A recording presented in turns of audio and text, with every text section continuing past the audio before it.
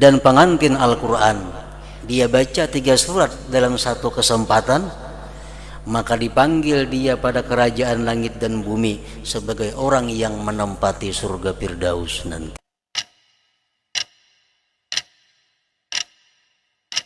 Para muhibbin, hadirin dan hadirat rahimakumullah, puji syukur selalu kita haturkan kehadirat Allah Subhanahu wa ta'ala atas nikmat yang tak henti-hentinya selalu dicurahkan kepada kita semua. Dan juga salawat dan salam kepada baginda kita, junjungan kita Nabi besar Muhammad sallallahu alaihi wasallam, dan kepada seluruh keluarga, para sahabat, zuriat dan para pengikut beliau. Para muhibbin rahimakumullah, al-khamis wal khamsun min suril Quran, suratul Rahman, yang ke-55 daripada surah-surah Al-Quran, yaitu surat yang bernama Ar-Rahman. Madaniyatun, diturunkan surat Ar-Rahman ini di Madinah. Wa ayatuha, ayat-ayatnya berjumlah samanun wa sab'un, 78. Bismillahirrahmanirrahim. Ar-Rahmanu allamal Qur'an, khalaqal insan, allamahul bayan.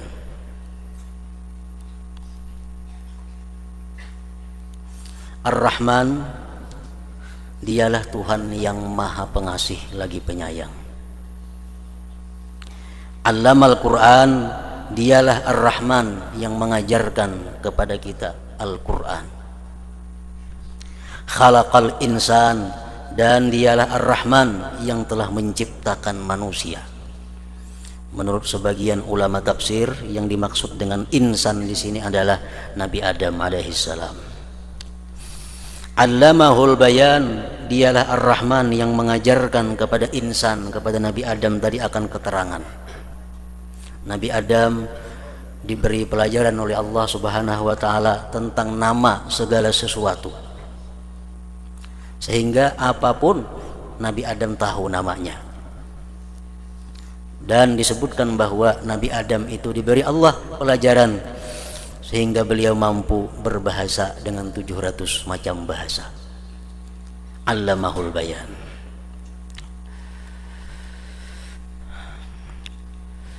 Rasulullah sallallahu alaihi wasallam bersabda, likulli syai'in arus, wa arusul Quran Ar-Rahman, akhrajahul Baihaqi.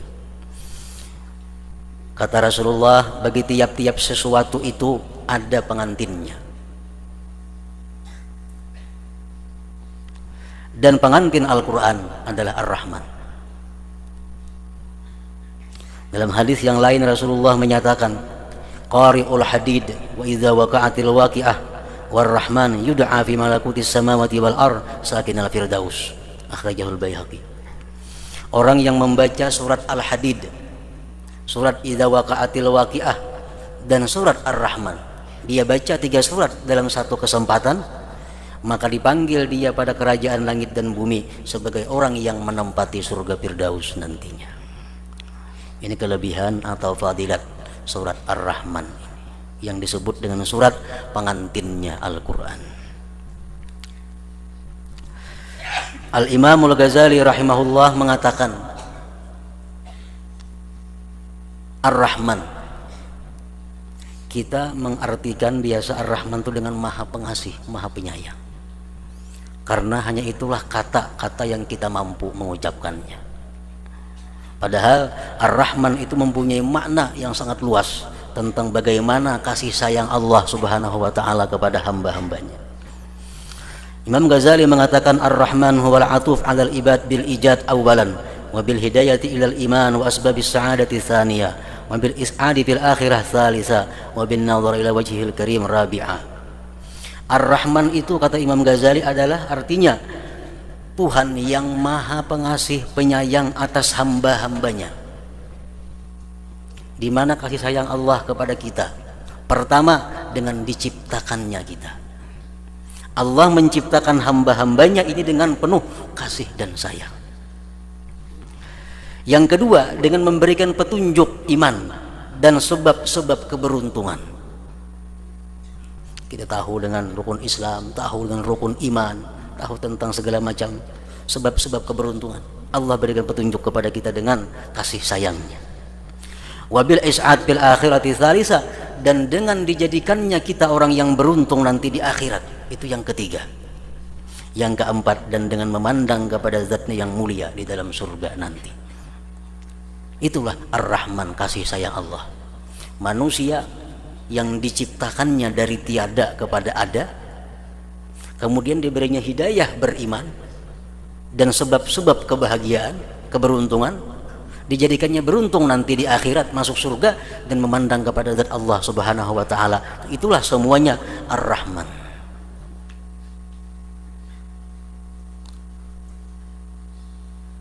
Jadi dari Ar-Rahman ini timbul Al-Wadud, pecinta. Allah sangat mencintai. Itu berarti asalnya dari Ar-Rahman. Ar-Razzaq, Allah yang memberikan rezeki kepada kita. Allah memberikan rezeki kepada kita karena asalnya memang Allah itu Ar-Rahman, pengasih, penyayang. Dari Ar-Rahman timbul Al-Ghaffar, yang maha pengampun. Karena dia maha penyayang, diampuninya hamba-hamba yang berbuat salah. Al-Afu, Allah maha pemaaf. Pemaaf pun timbul daripada Ar-Rahman, kasih dan sayang. At-Tawwab, maha menerima tubat. Itu pun timbul daripada nama Ar-Rahman juga. Al-Latif, yang maha lembut. Al-Mu'in, yang maha menolong. Sangat banyak yang timbulnya daripada Ar-Rahman ini. Ar-Rahman ismun khas bihi ta'ala la yusamma bihi makhluk. Ar-Rahman itu nama yang khusus hanya bagi Allah Ta'ala. Tidak boleh diberi nama dengan Ar-Rahman siapa juga pun daripada selain Allah Subhanahu wa Ta'ala. Baik itu manusia, baik itu masjid, baik itu madrasah, baik itu toko, baik itu warung, haram menamai dengan Ar-Rahman. Wajib diganti. Karena Ar-Rahman ini jangankan manusia biasa, Rasulullah pun tidak diberi Allah Ar-Rahman. Padahal bukan main Rasulullah kasih sayangnya kepada umatnya. Orang yang meludahi sidin dibalas dengan senyum. Orang yang melimpar batu kepada sidin didoakan agar diampuni dosanya, diberi hidayah oleh Allah. Orang yang berbuat jahat dibalas dengan baik. Bagaimana sayangnya Rasulullah kepada umatnya? Hanya diberi Allah Ar-Rahim, tidak Ar-Rahman. Nah, Ar-Rahman ini nama yang sangat luar biasa, yang hanya milik Allah semata. Al-Imam Fakhrur Razi mengatakan Ar-Rahman huwal mun'im bima la yatasawwaru suduru jinsihi minal ibad. Ar-Rahman itu adalah zat Tuhan yang memberikan nikmat dengan sesuatu yang tidak terupa, timbul jenis nikmat itu daripada hamba. Allah atau Ar-Rahman sama. Ud'ullah awid'ur Rahman, kata Allah. Sembah Allah atau Ar-Rahman. Jadi Imam Fakhrur Razi mengatakan bahwa Ar-Rahman itu adalah Tuhan yang memberikan nikmat, yang mana tidak dimungkinkan manusia bisa memberikan nikmat seperti itu. Ar-Rahman. Diriwayatkan dalam sebuah kisah, anna Zaid bin Harisah kharaja ma'al munafiq min Makkah ila Taif, fabalagha kharibatan faqala al-munafiq nadkhuluha huna nastarih, fadakhala wa nama Zaid فأوثق المنافق زيدا وأراد قتله فقال زيد لما تقتلني قال لأن محمدا يحبك وأنا أبغضه. Zaid bin Harisah, sahabat sekaligus kekasih Rasulullah sallallahu alaihi wasallam, berangkat beserta orang yang munafik dari Mekah menuju Taif. Yang orang munafik ini sama aja lawan orang Islam. Umpat ke masjid, umpat ke orang seruan, umpat segala macam. Cuma hatinya tidak beriman kepada Allah. Nah, jadi Zaid bin Harisah keluar dari Mekah menuju Taif bersama dengan seorang laki-laki yang ternyata munafik laki-laki itu. Jalan menuju Taif. Di tengah jalan ada satu tempat yang kosong, bangunan yang hampir rubuh dan tidak ada penghuninya. Ujar si munafik tadi, wahai Zaid, kita masukkan ke rumah tuh, nah kita istirahat dulu. Masukkan keduanya, taguringan si Zaid. Zaid guring, si munafik ini memasung lawan Zaid, merimpung, hendak membunuh. Bangun Zaid. Jadi Zaid, lima taqtuluni, kenapa kamu bunuh aku? Alasannya li'anna Muhammadan yuhibbuk wa ana abghaduh. Kami orang yang dicintai Muhammad, sedangkan aku benci kepada Muhammad. Itu alasannya. Faqala Zaid berkata, ya Rahman agisni.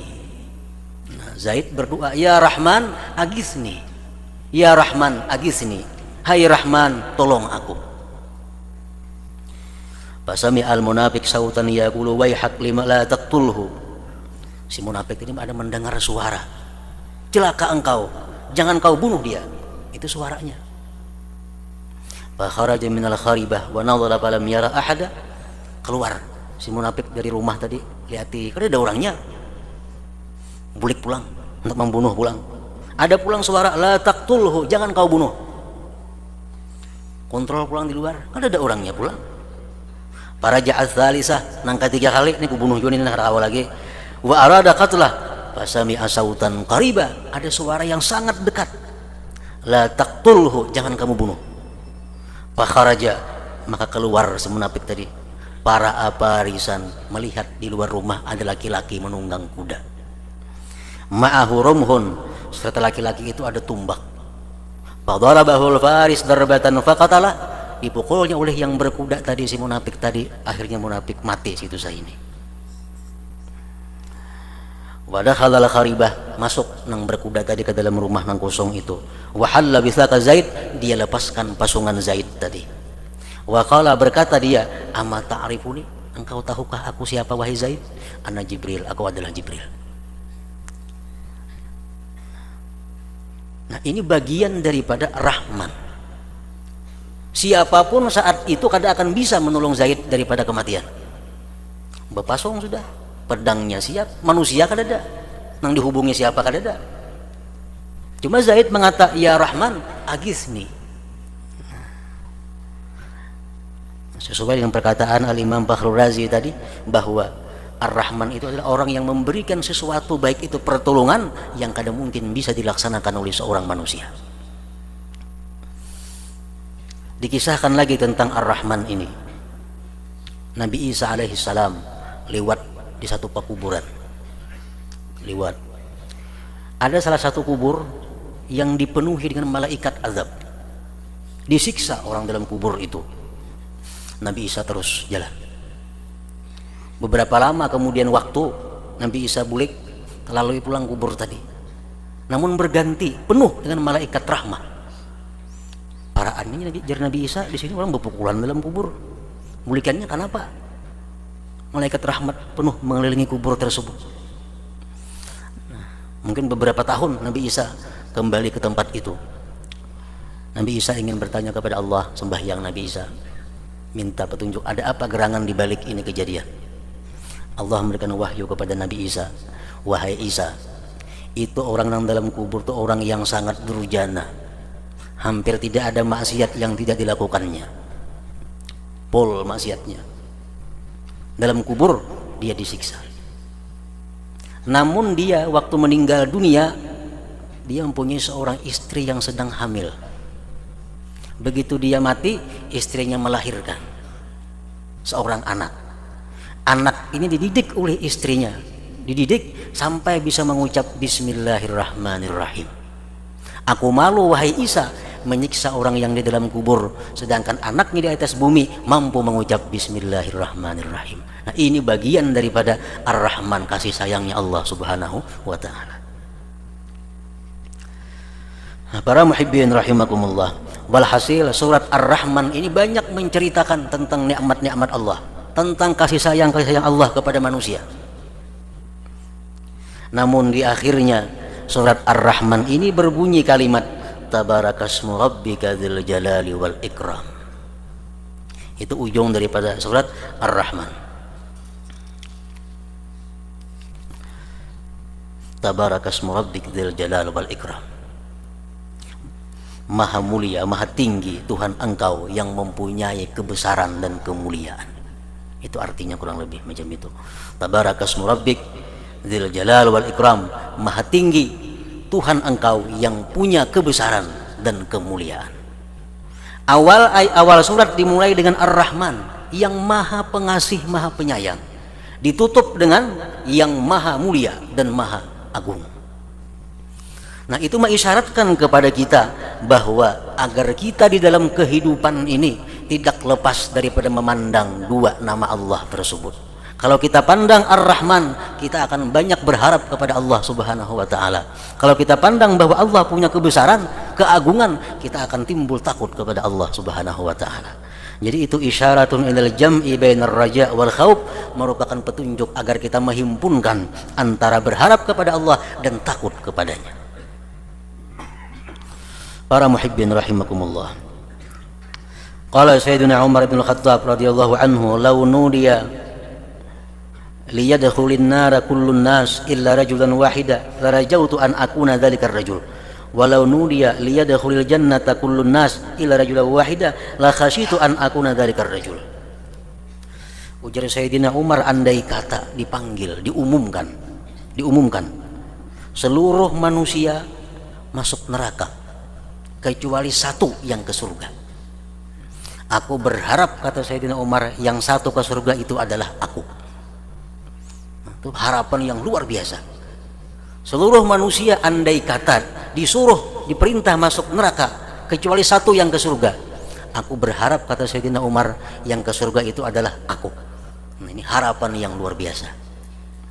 Andai kata ada pengumuman seluruh manusia masuk surga kecuali satu nang ke neraka, aku khawatir kalau aku yang ke neraka itu, daripada saking takutnya Sayyidina Umar kepada Allah Subhanahu wa taala.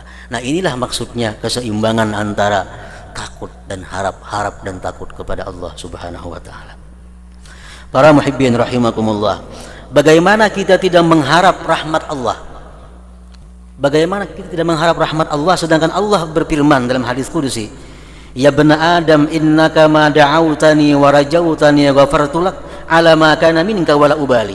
Ya bena Adam, law balagat dhunubuka anana sama summa astaghfartani ghafartu laka." Ila akhir hadis, rawahu Tirmidzi. Wahai manusia, sesungguhnya engkau selama berdoa kepadaku, selama mengharapkan aku ampuni engkau bagaimanapun dosa engkau, dan aku tidak peduli, kata Allah. Wahai manusia, andai kata dosa-dosa engkau sampai ke atas langit, kemudian engkau minta ampun kepadaku, aku ampuni bagi engkau.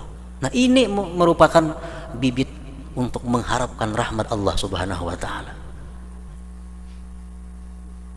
Dan bagaimana kita tidak takut kepada Allah, sedangkan Rasulullah menyatakan, innar rajula la ya'malu 'amal ahli al-jannah 50 sanah hatta la yabqa bainahu wa bainal jannah illa shibra fa sabaqa alaihi al-kitab fa yukhtamu lahu bi'amali ahli an-nar, rawahu Muslim. Ini sabda Nabi yang membuat kita takut. Sesungguhnya ada seseorang yang beramal kebaikan selama 50 tahun, terus amal kebaikan yang diperbuatnya, sehingga jarak antara dia dengan surga tinggal sekilan lagi. Namun ketentuan Allah, dia orang yang termasuk ahli neraka. Dalam menjalani yang sekilan itu, dia berbuat amal-amal ahli neraka. Akhirnya dia masuk ke dalam api neraka. Nah, ini yang membuat takut kita. Kebaikan yang kita lakukan selama ini bukan jaminan untuk kita masuk surga. Kenapa? Karena kita belum tahu bagaimana ketetapan Allah di alam azal tentang nasib kita, diri kita. Ini membuat selalu takut kepada Allah Subhanahu wa taala. Para muhibbin rahimakumullah. Jadi takut dan harap itu andai kata ditimbang sama, dalam keadaan normal, dalam keadaan kita sehat, dalam keadaan kita beribadah, dalam keadaan tenang, takut dan harap kada boleh berat sebelah. Dalam sembahyang ada takutnya, ada harapnya. Dalam baca Quran ada harapnya, harap dapat rahmat, takut kalau salah baca disiksa oleh Allah. Dalam keadaan umum, takut dan harap mesti seimbang, sama. Namun dalam berbagai keadaan ada yang diperlukan harap yang menunjul, takut dikebelakangkan. Dalam kadang-kadang keadaan ada harap kita memajukan, khauf kita mundurkan. Dalam keadaan apa? Ketika kita hendak beribadah kepada Allah. Nah, kalau kita hendak beribadah, kita hendak bangun malam, kita hendak sembahyang tahajud, di situ yang kita majukan adalah mengharap rahmat Allah. Aku sembahyang tahajud, mudahan dapat anugerah Allah. Aku sembahyang ini, mudahan aku dapat pertolongan Allah, dapat kasih sayang dari Allah. Itu menambah semangat kita, menambah rajin kita melaksanakan ibadah itu. Yang kedua, ketika sakit, sembahyang sudah kada kawa lagi, tenaga sudah terbatas, mata sudah kaur, membaca Quran kada kawa lagi, hafalan tapi ada nanti hafali. Apalagi hanya mengharap rahmat Allah, hanya mengharap kepada rahmat Allah Subhanahu wa taala. Kada perlu takut lawan Allah dalam keadaan seperti itu. Banyak-banyak mengharap kepada Allah. Dan kadang-kadang takut lebih dikemukakan daripada harap, lebih ditunjukkan daripada harap. Ketika apa? Inda azmil maksiat, ketika kita merencanakan satu kemaksiatan kepada Allah. Ketika maksiat ada di hadapan kita, yang kita tunjukkan dalam hati kita adalah keagungan Allah, siksa Allah yang sangat dahsyat. Ada maksiat di hadapan kita, yang kita bayangkan adalah Allah Maha Agung. Allah bisa mencabut nyawaku saat ini juga. Allah bisa meruntuhkan imanku saat ini juga. Kalau kita di hadapan maksiat, takut yang kita menangkan. Berbahaya terbalik itu. Begitu maksiat, nang timbul harap. Ada maksiat, berharap dan diampuni Tuhan aja bisa biar aku gawe ini ada apa-apa juga. Nah, itu paling andaknya. Di hadapan maksiat mesti takut yang ditunjukkan. Aku maksiat kepada Allah dengan nikmat Allah. Aku maksiat dengan tangan berian Allah. Aku maksiat dengan mata berian Allah. Alangkah hinanya, alangkah jahatnya aku kalau aku menggunakan maksiat dengan nikmat Allah Subhanahu wa taala. Allah mengancam, wala in kafartum inna adzabi lasyadid. Jikalau kamu tidak mensyukuri nikmat, artinya menggunakan nikmatku dalam maksiat, azabku sangat pedih. Nah, kita bayangkan segala hal-hal yang menakutkan dari Allah, sehingga kita mundur daripada maksiat itu. Nah, ini ketika berhadapan dengan maksiat. Yang kedua, harap dikebelakangkan, takut dimajukan ketika kita malas menjunjung perintah Allah. Malas menjunjung perintah Allah, malas menjunjung keparduan. Sibuk-sibuk pekerjaan, waktu sembahyang anak habis. Nah, ini mau kita rusakan pekerjaan ini, habis zuhur, bang orang asar. Nah, di saat itu kita disuruh ingat bagaimana ancaman Allah kepada orang yang melalaikan sembahyang. Fawailul lil musallin, neraka bagi orang yang sembahyang. Alladzina hum an salatihim sahun, yang mereka lalai daripada sembahyangnya. Nah, karena kita malas, karena kita berat untuk menjunjung perintah Allah, kita hadirkan ancaman-ancaman Allah bagi orang yang tidak melakukan keparduan-keparduannya. Nah, para muhibbin rahimakumullah. Jadi surat Ar-Rahman, yang mana merupakan surat yang dinamakan Rasulullah adalah pengantinnya Al-Quran.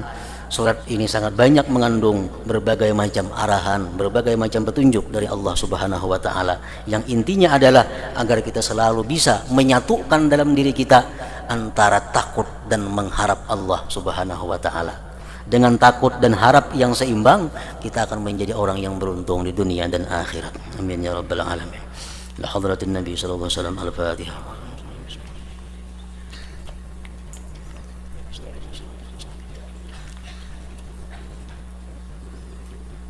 أشهد أن لا إله إلا الله وحده لا شريك له وأشهد أن سيدنا محمدا